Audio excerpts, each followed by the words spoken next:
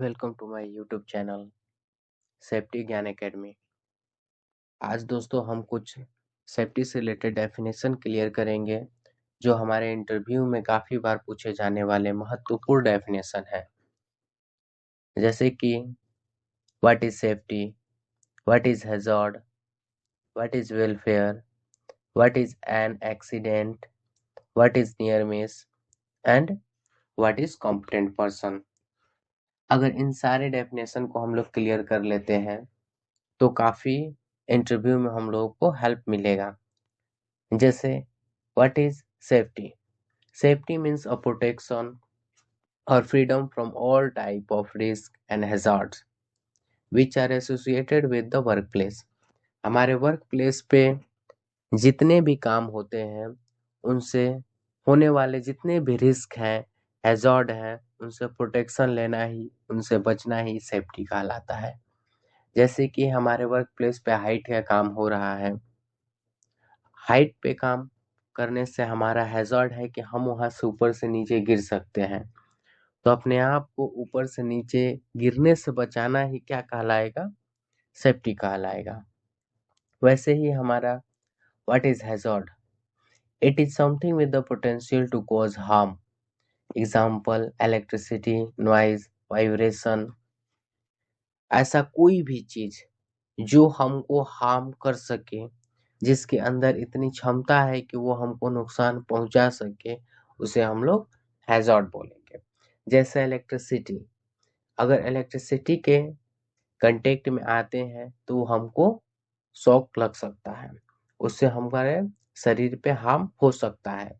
अगर नॉइज से हम लोग एक्सपोज हो रहे हैं तो हमारे हेल्थ पे इफेक्ट हो सकता है।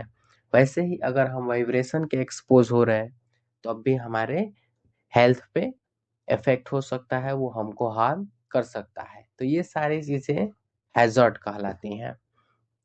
हमारा अगला टॉपिक है what is welfare. Access the basic facilities for human needs such as toilet facilities, hand wash station, changing room, restroom, drinking water। इंसान की जितनी भी निजी जरूरतें हैं उनको पूरा करना ही वेलफेयर कहलाता है।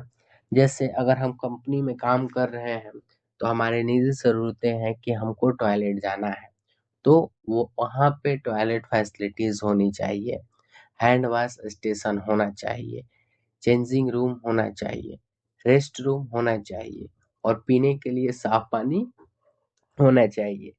ये एक लीगल रिक्वायरमेंट है जो हमारे एम्प्लॉयर सारे एम्प्लॉय को ये वेलफेयर फैसिलिटीज को फ्री ऑफ कॉस्ट प्रोवाइड कराते हैं। अगला है what is an accident? Unplanned unwanted event that lead to injury, damage और लॉस। बिना प्लान किए हुए, बिना चाहे ऐसी कोई भी घटना हो जाए जिसके वजह से हमको इंजरी हो जाए, डैमेज हो जाए या किसी भी तरीके के लॉसेस हो रहे हैं तो उसे हम लोग एक्सीडेंट बोलते हैं। वैसे ही what is near miss? Unplanned unwanted event that did not result in any harm but had to potential to do so।